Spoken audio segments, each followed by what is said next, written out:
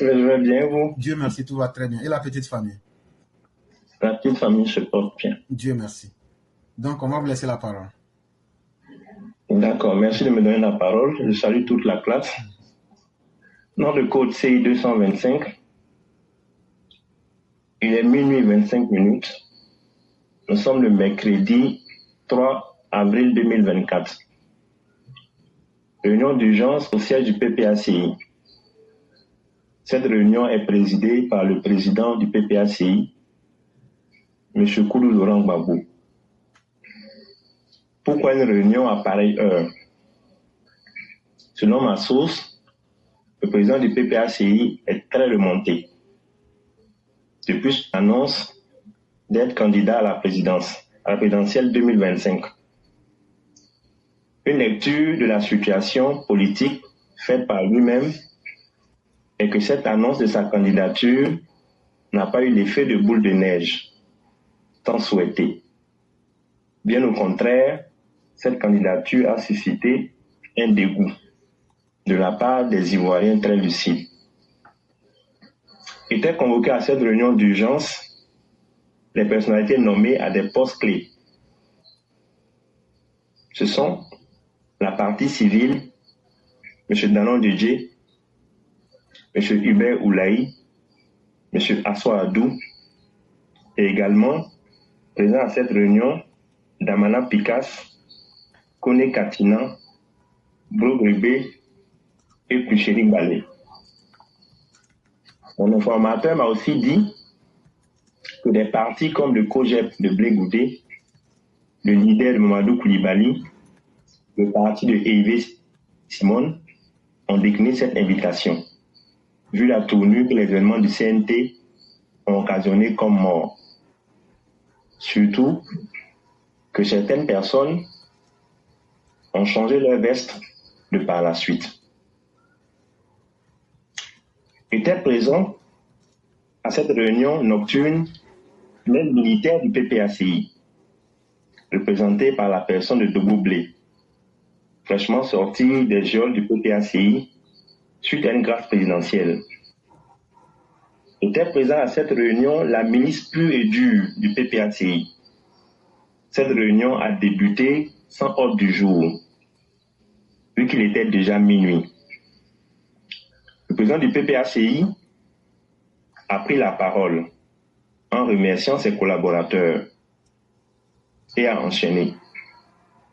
À l'annonce de ma candidature, n'a pas eu l'effet que nous souhaitons. Bien au contraire, sur les réseaux sociaux, le PPACI fait l'objet d'un lynchage énorme. Je suis insulté tous les jours sur TikTok et sur certains panels.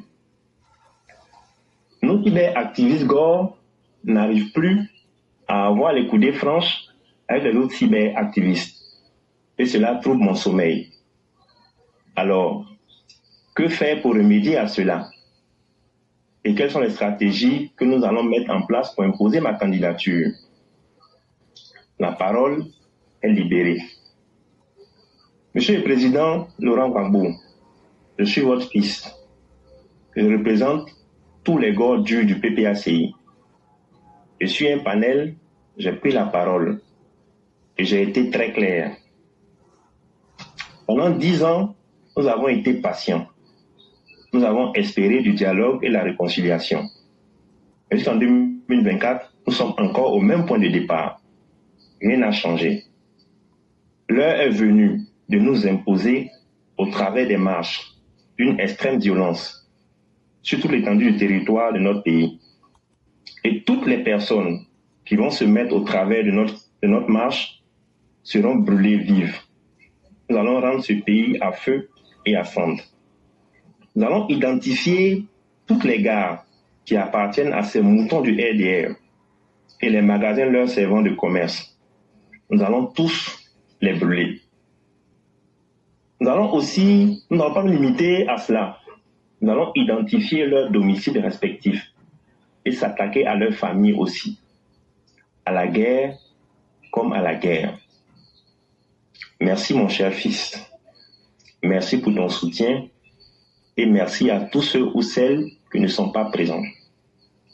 je vais demander aux anciens fessistes de vous prêter main forte pour la réussite de cette mission. Les moyens vous seront donnés. Danon.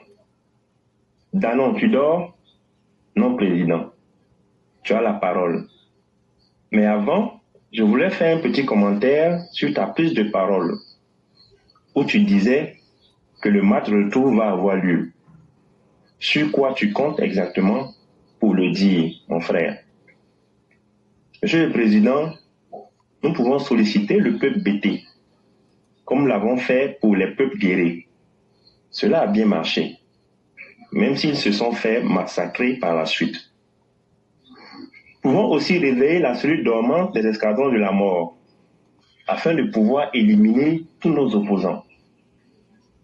Vous vous souvenez, lorsque vous étiez encore en Italie, cela a bien fonctionné. Cela a bien fonctionné. Même s'il y a eu quelques ratés. Comme cela, avant 2025, vous aurez moins d'opposants en Côte d'Ivoire. Danon, tu fais allusion à qui au juste? Je fais allusion à ceux qui ont été invités et qui ont décliné notre invitation. Pour moi, ils sont désormais nos opposants, au même titre que certains cadres du RDR qui sont encore réfractaires à notre message. Bon, on verra. Merci. Merci Didier. Mais cette stratégie nous est restée comme un os dans nos gorges. Surtout la mort de Dali Oblé, de T-Émile et de Boga Doudou. Sous ma mandature, j'ai été incapable de trouver les coupables. Mais il se raconte que Boga Doudou et Dali Oblé étaient pour la candidature de son Excellence Alassane Dramane Ouattara et étaient prêts à le soutenir. Boga Doudou, au travers d'une conférence de presse, et Dali Oblé, lui, il était chargé de convaincre certains officiers supérieurs. Boga Doudou, au travers de cette conférence de presse, en tant que juriste, voulait mettre fin à toute cette cabale de dénigrement que nous avons préparée sur la personne de son Excellence Dramane Ouattara. Si Boga Doudou était arrivé à ses fins, cela était fini pour notre parti de FPI. Et notre course à la magistrature suprême allait s'arrêter. Comment comprendre que deux BT, deux frères, allaient nous faire perdre tant d'années de combat? Aucun sacrifice n'est minime pour atteindre nos rêves. Damana Picasse est là? Oui ou pas? Je suis là. On t'écoute. Moi, je ne suis pas d'accord avec la prise de décision je ne suis pas d'accord, avec le juge. Et j'ai dit que le juge qui a pris cette décision de vous condamner est en train de conduire la Côte d'Ivoire sur une voie dangereuse. C'est pourquoi je propose que nous saisissons la communauté internationale par le biais de Mme Habiba pour porter devant les hautes juridictions cette injustice que vous subissez. A été déclarée non coupable par la CPI. Nous devons nous y prendre tôt, et très tôt, et passer à la vitesse supérieure au cas où nous n'avons pas le soutien de la communauté internationale. Mais, cette fois-ci, nous ne pourrons pas déchirer, nous processer les résultats des élections présidentielles. Nous n'avons pas la machine électorale entre nos mains. Mais bon, nous verrons. Bobo Blé est là? Oui, mon président, je suis là. Tu as la parole. Monsieur le Président, honnêtement, vu l'intérieur, cette armée est aux ordres de son Excellence Alassane Dramane Ouattara. Nos soutiens devaient venir de l'extérieur. Dernièrement, ils ont essayé plusieurs percées, mais elles ont été toutes maîtrisées par le journaliste de notre armée. Nous ne devons pas baisser les bras. Nos frères de l'AES devaient nous soutenir en faisant des incursions sur le territoire ivoirien. La moindre erreur de ce gouvernement sera l'occasion pour nous, en interne, de leur donner cette estocade et jeter par la suite cette jeunesse au Gbagbo dans la rue. Sur Soro, moi, je n'ai plus confiance, malgré sa présence dans les pays de l'AES. Dernièrement, j'ai appris qu'il tente de se rapprocher de son enfant Dramane Ouattara. Mais ceci est un poisson d'avril. Voilà, Monsieur le Président. Ok. Merci de goubler. La parole est à Katina. Nous t'écoutons. Monsieur le Président, moi je pense que nous devons expliquer aux Ivoiriens les choses que nous n'avons pas pu réaliser du fait de la guerre. Par exemple, nous pouvons faire un tableau comparatif entre vos deux présidences. Mon informateur m'a laissé entendre que les esprits se sont échauffés quant à cette idée de M. Katinan. Mais Laurent Gbagbo est intervenu pour calmer les esprits. Il a donné la parole à M. Katinan.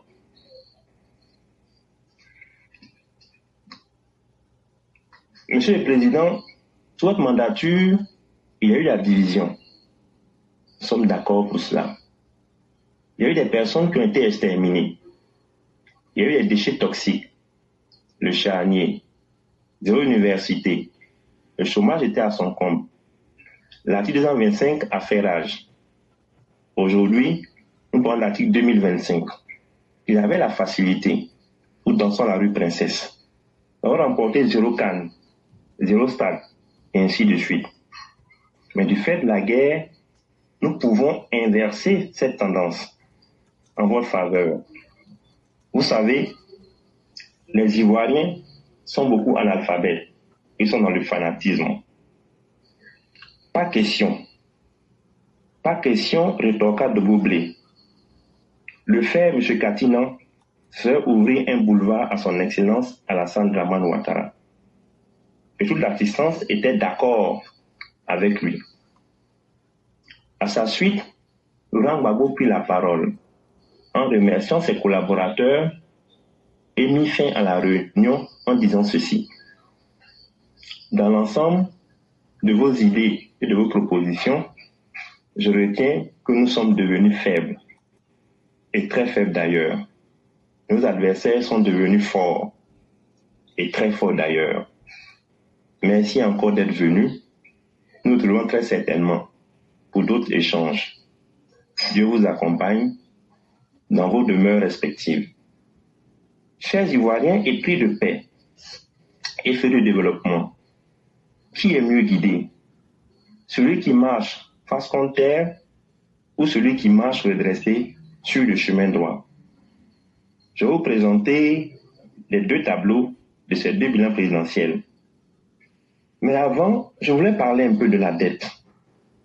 Ah, cette dette qui a fait couler beaucoup d'encre. Mais moi, je fais juste un petit calcul. 8 000 milliards de francs CFA laissés par M. Laurent Gbagbo, ce serait de 25 000 milliards du président Alassane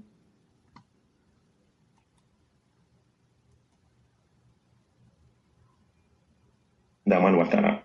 Ça nous donne 17 milliards de francs CFA. Alors, à quoi a servi les 8 milliards de cette dette de M. Laurent Gbagbo et à quoi ces 7 milliards de son excellence Dramane Ouattara? Dans le tableau comparatif, vous allez comprendre. Laurent Gbagbo a instauré la division. À la place de la division, Alassane Ouattara a instauré la réconciliation. Laurent Gbagbo a exterminé les opposants. Alassane Dramane Ouattara les a fait juger, emprisonnés et graciés. Laurent Gbagbo nous a servi le déchet toxique. Alassane Ouattara a mis sur pied la carte SEMU. Laurent Gbagbo a créé un charnier. Alassane Ouattara a créé des camps de réfugiés. Laurent Gbagbo a construit une université. Alassane Ouattara a construit 8 universités. Le chômage était à son comble. Aujourd'hui, nous sommes à 25% de chômage sur Ouattara. Il y a les filets sociaux, des ponts. La Côte d'Ivoire émerge. Nous avons remporté 2 cannes, 4 stades et le bitume à n'en point finir. Alors, chers papaciens, nous avons goûté au développement Et là, nous sommes gamés, comme le disent les enfants, que je salue sur TikTok. Nous trouvons que les travaux qui vont venir embellir notre pays sont lents. On peut citer l'échangeur d'Akwaba, la baie de Cocody, le métro d'Abidjan, les différents ports secs, l'université d'Abengourou, la gare fluviale de Port-Boué, et etc. Ma bouche est fatiguée. Calmez-vous. Calmez-vous. Tout se passera très bien et avancera. La Côte d'Ivoire est forte avec Alassane Dramane Ouattara. Monsieur l'éclaireur, c'est sur le match de ce soir. Je vous remercie. Vraiment, le professeur, encore une fois, vous venez de me démontrer que vous en avez plus d'un tour dans votre sac. Je ne sais pas si beaucoup ont suivi du début jusqu'à la fin, mais vous êtes parti, comme dans vos habitudes, en vous mettant dans la peau des Gors pour nous disséquer ce que c'est que les Gors, ce qu'ils pensent, ce qu'ils vont faire, parce que aussi ce qu'ils avaient l'habitude de faire à travers chacun des individus. Et après, vous êtes venu nous faire une comparaison des deux bilans, comme si on pouvait déjà rêver à entrer dans les campagnes présidentielles. Et vous êtes venu terminer avec un tableau triste pour le PPACI et son président. Entre-temps, vous avez navigué avec le sens moral du Coran pour nous dire, est-ce que quelqu'un qui utilise sa raison, celui qui marche dans la droiture, n'est-il pas mieux que celui qui marche en baissant la tête, sans avoir le courage de regarder la réalité qui est en face de lui? Et vous avez terminé, parce que tout le monde a entendu, un bilan qui ne souffre d'aucun doute quant à deux gestions du pouvoir qui sont diamétralement opposées. Et c'est un peu, quand je vous écoutais, la seule question que je me posais, comment tu arrives à faire ça et combien de temps ça te prend, cher frère? La deuxième, ça t'a pris combien de temps? C'est ce que moi je veux savoir. Parce que ça là, c'est extraordinaire. Bon, ben, on va dire 1 heure de temps. Waouh. Vraiment, félicitations à vous. Parce que vous venez, pour toute personne qui veut être intelligente, vous venez de résumer toute l'histoire politique de Laurent Gbagbo, mais de le mettre aussi en face de toutes ses conséquences. Et donc, un homme intelligent qui va écouter ce message-là, tu n'as que le choix de choisir entre le bien et le mal. Et chers Ivoiriens, faisons attention. Ce que nous vous disons, et le professeur est parti dans certains domaines qu'il maîtrise très bien sur l'aspect financier. Et donc, moi, c'est ce que je disais à Mère Sali. Ça me fait rire quand on dit que le RHDP n'a pas de cadre. Mais nous-mêmes, là, nous sommes les cadres du RHDP. Tous ceux qui sont sur ce panel-là sont les cadres du RHDP. On en a tellement. Mais nous sommes les plus sereins. Et nous disons à tous les Ivoiriens qui aspirent à la paix, qui aspirent à la dignité et qui aspirent à ce que le développement arrive dans leur village. Ne choisissez pas un politicien parce qu'il est de votre région. Les Ivoiriens ont fait ça pendant 30 ans. Toute la gestion du fouet, tous les Baoulés ne sont pas devenus riches. Toute la gestion de Laurent Gbagbo, les Bétés ne sont pas devenus riches. Pendant la gestion de Ouattara, les Dioula ne sont pas devenus riches. C'est là que j'ai compris qu'un homme, c'est pas parce que tu as lutté pour que ton parent vienne au pouvoir que tu seras riche. Même si je voulais que tous mes parents soient riches, mais une chose est qu'on ne peut pas distribuer la richesse. On ne peut pas prendre de l'argent pour distribuer, quelle que soit la bonne volonté d'un dirigeant. Mais donc, qu'est-ce que je dois faire? Il faut simplement choisir un dirigeant qui a de la suite dans les idées. Un dirigeant qui peut construire la route qui va désenclaver ton village. Un dirigeant qui peut mettre une maternité dans ton village. Un dirigeant qui peut te permettre de vivre en paix. C'est ce que j'ai fini par comprendre. Et j'ai fini par comprendre que Alassane Ouattara demeure un produit sûr. Alassane Ouattara n'est pas un produit frélaté. Alassane Ouattara n'est pas du Kadhafi. C'est du réel. Et chers Ivoiriens, même si vous n'aimez pas Alassane Ouattara, de par sa capacité à vous donner la paix, préférez vos vies dans la paix plutôt que d'aller dans des aventures sans suite. Parce que Laurent Gbagbo, quand il va bander les muscles là, hey, ceux aussi d'en face là sont pas prêts d'être. Vrai là. Vous les gars qui nous écoutez là. Moi je vous ai dit, pour la première fois, ils ont reconnu que les Dida sont bons. Parce que lui-même il a dit ici que Boga Doudou là, il avait compris la réalité. C'est parce que Boga Doudou voulait changer. Ils ont tué Boga Doudou. Même chose pour Dayo Oblé. Là au moins là, le professeur a reconnu que les Dida sont des gens qui sont bien. Quand on est dans quelque chose, on va jusqu'au bout. Ça, je lui dis merci. Chers parents, le développement qu'on n'avait jamais vu là, même si nous-mêmes on n'aime pas le développement là, acceptons que ça se fasse. Les gens qui vont venir après nous là, si eux sont plus humains que nous, eux vont prendre et puis ils vont partir avec ça. Si c'est la brousse que nous on aime là, laissons nos enfants et nos arrière-petits-enfants profiter du développement. Après là, quand on sera au cimetière là, on va voir ce que la vie va leur réserver. Alassane Ouattara là, il n'a jamais cherché l'amour de quelqu'un. Il a cherché simplement à ce que les Ivoiriens puissent se mettre au travail et il a cherché le respect des Ivoiriens. Alassane Ouattara a imposé le respect parce qu'il sait que c'est à travers le travail qu'un dirigeant peut obliger ses concitoyens à le respecter. Alassane Ouattara sait que ce n'est pas le vuvuzela qui peut faire que le peuple va le respecter. C'est pas en faisant rire le peuple que les gens vont se rendre compte qu'il est président. C'est une fonction qui est trop sérieuse. Et Alassane Ouattara ne va pas s'amuser avec les sentiments primaires pour dire « je veux que le peuple m'aime ». Il dit « je veux que le peuple me respecte ». Et comment le peuple va me respecter? C'est que je lui ai promis, je vais lui retourner ça. Et je vais faire mieux que ça. Et est-ce que vous ne voyez pas ça aujourd'hui?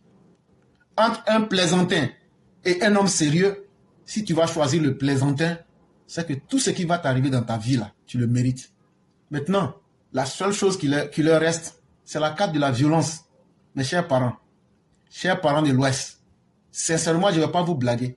Moi, le combat que je mène dans l'affaire de RHDP, là, je vais vous dire la vérité aujourd'hui. Nous, les gens de l'Ouest, là, on a fait aussi beaucoup de mauvaises choses aux gens de... Si Alassane Ouattara n'était pas quelqu'un qui pardonnait, là, le jour qu'ils ont pris pouvoir, là, sincèrement, il y a beaucoup de nos parents qui allaient mourir. Imaginez les doulas de la monnaie, ils sont beaucoup. Si ceux-là se déversent pour dire ils vont en découdre, il y a qui va rester? Aujourd'hui, vous nous détestez. Aujourd'hui, vous nous avez abandonnés. Aujourd'hui, vous nous mettez à côté. Vous dites que nous, on s'est vendu au Djoula. On s'est vendu à Ouattara. Mais un jour, vous allez dire que c'est nous, on vous a sauvés. Parce que c'est des gens comme moi qui parlons et qui disent je suis Dida, mais je ne suis pas Ouattara. Un jour, là, les gens vont se dire faites à cause d'éclaireurs, ne tuez pas les Dida. C'est pour ça que moi, je me mettais à ce combat. Mère Ouragan, elle est papa Bété, maman Guéré. Elle est là. Chaque jour, elle vient se battre. Elle se bat pour son peuple. Il n'y a pas de honte à sauver la vie de son peuple. Et c'est pourquoi j'ai dit ces malfaiteurs-là. Kone Katina n'est pas du sud-ouest. Konaté Navigué. Leur ambassadeur, là, comment il s'appelle? Kone quelque chose, là, Kone Boubacar. Les Sorogium, là, c'est le même groupe, là. Ce sont des criminels qui se sont mis dans la politique en Côte d'Ivoire. Et le jour qu'on va les extirper de la politique, là, vous verrez que tout irait mieux. Mais entre-temps, ils font l'amalgame pour faire croire qu'ils sont là pour des populations, pour des tribus. C'est eux qui savent qui est vrai ivoirien, qui n'est pas vrai ivoirien. Comme s'ils ont des scanners de nationalité en poche. Tout ça pour mettre de la confusion dans la tête des gens. Et moi, mon combat, c'est d'enlever cette confusion-là. Laurent Gbagbo et sa bande sont des criminels qui se sont invités dans la politique. Et ils doivent être traités comme tels. Et ils n'ont d'autre choix que de passer par la violence. Mais il ne faudrait pas condamner le destin de nos peuples, de nos tribus, à cause d'une politique gauchiste, nationaliste, ethno-nationale, qu'il veut mener, un nazisme des tropiques, pour condamner les innocentes personnes. Et vraiment, monsieur le professeur, merci infiniment. Merci pour ce brillant travail. Et vraiment encore merci. C'est ce que j'allais ajouter. Allô? Oui. Je peux parler un tout petit peu encore, non? Oui, oui. Je vous ai envoyé une note par SMS sur la situation de Kanawolo, là. Korogo. Oui, effectivement. Voilà. Si vous regardez bien, vous allez comprendre un peu plus la situation. Effectivement. Voilà. Effectivement. Si vous regardez bien, vous allez comprendre la situation. Vous allez comprendre pourquoi est-ce que les choses se passent comme ça. Mais est-ce qu'un jour on pourra s'en sortir? Oui, on va s'en sortir. Parce que c'est la même entreprise là, EKDS là, qui a fait le bitume à Korogo. C'est la même entreprise qui a bitumé à 80% Korogo. Mais comment Voilà. effectivement, je comprends tout le problème, mais il faudrait que ça se fasse parce que nos parents ne peuvent pas accepter ça. Ouais. Vraiment, les parents méritent du respect, eux méritent vraiment que le phénomène Ouattara soit ressenti. Moi, aujourd'hui, ce n'est pas les gens qui sont en ville, il y a goudron ici, il y a pont. Moi, ça ne m'intéresse pas. Dispensaire, là. Un dispensaire dans une zone rurale est mieux qu'un chercheur en ville. En tout cas, selon moi. Parce qu'un villageois, il n'a pas les grands moyens. Ce n'est pas tous les jours qu'il a l'argent. Mais avec la petite connaissance de la sage-femme qui va dans le village, là, ça peut sauver des vies. Alors que dans les villes, là, toutes les commodités sont concentrées là-bas. Donc aujourd'hui, là, la politique du président Ouattara, c'est de mettre en confiance la vie à partir des campagnes pour venir vers les grandes villes. Et ça, il faudrait que la route, c'est un minimum dans le programme du président Ouattara. Il faudrait que vraiment, tous vous puissiez nous aider à trouver des solutions pour le bonheur de nos populations. D'accord. Parlant de route, je voulais revenir un peu sur la situation à Oufouéville. Il y a des mois passés, on avait adressé un courrier au cabinet du ministre maire. Oui, effectivement. Voilà, pour puisse se pencher sur la situation. Mais jusqu'au jour d'aujourd'hui, bon, rien n'est fait. Voilà, et les pluies encore commencé. Dernièrement, avant de venir à Sikensi, on a fait des petits travaux encore sur cette voie-là. Alors, j'ai pu noter que les travaux se font un peu en amont, vers, comment on appelle ça, la mairie. Tout ce qui est aux alentours de la gendarmerie, il y a des travaux qui sont faits. Nous, ce qu'on demande au ministre, c'est juste prendre un caterpillar pour ouvrir un peu la voie. Et puis après, la suite, on verra. Jusqu'alors, rien n'a été fait et quand c'est comme ça, c'est difficile. Il n'y a pas de problème. Vraiment difficile. Il n'y a pas de problème. Vraiment, merci infiniment. Alors, vous. Oui. Je vais vous laisser. Vous avez le bonsoir de mon épouse. Ok. Vraiment, elle a tous mes respects aussi. Et ça fait beaucoup de plaisir que je salue mes militants. Et je t'assure qu'un jour, je vous ferai une des surprises qui va vous faire perdre le nord. Inch'Allah. Oui. Inch'Allah. Vraiment, merci beaucoup.